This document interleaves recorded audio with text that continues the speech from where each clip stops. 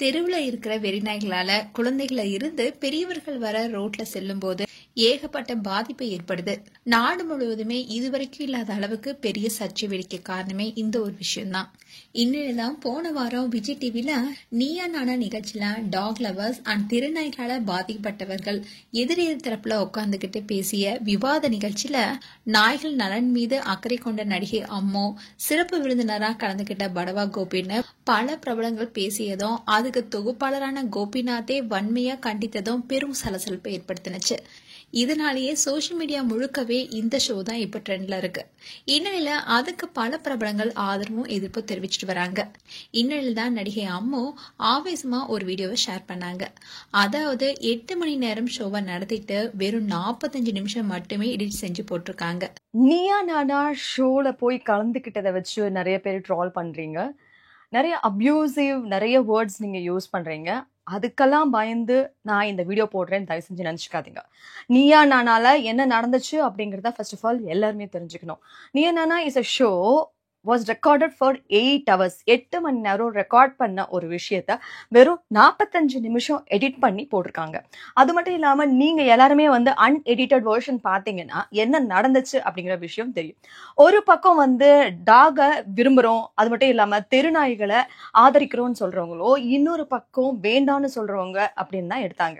ஆனால் ஆப்போசிட் சைடில் இருக்கவங்களுக்கு கொடுக்கப்பட்ட வாய்ப்பு தான் அதிகம். அதாவது எங்கெல்லாம் பிரச்சனை நடந்திருக்கோ அவங்களெல்லாம் தேர்வு செஞ்சு உட்கார வச்சு அவங்க எக்ஸ்பிளனேஷனை கேட்ட கோபி அவர்கள் இந்த சைட்ல எதுக்காக வேணும் அப்படின்னு நாங்க சொன்ன விஷயத்த அவர் கேட்கல.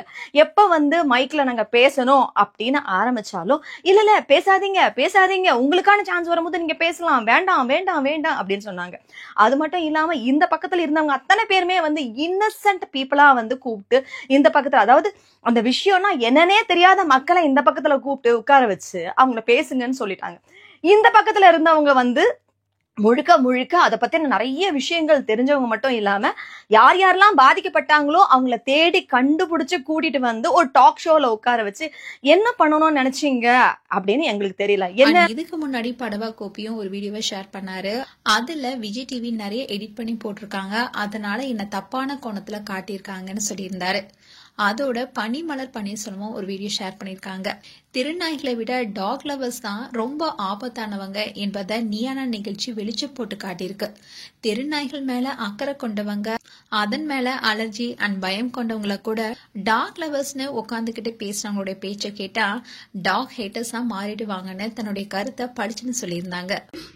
நீங்கெல்லாம் ஃபாரின் பிரீட் வளர்க்குறீங்க, அதனாலதான் இப்படி பேசுறீங்கன்னு யாராவது சொல்லிடுவாங்களோன்னு நினைச்சிட்டே சைலண்டா இருந்தேன். ஆனா இப்போ ஒரு வீடியோ பார்த்தேன், சத்தியமா இதை பத்தி பேசியே ஆகணும் அப்படின்னு எனக்கு தோணுச்சு.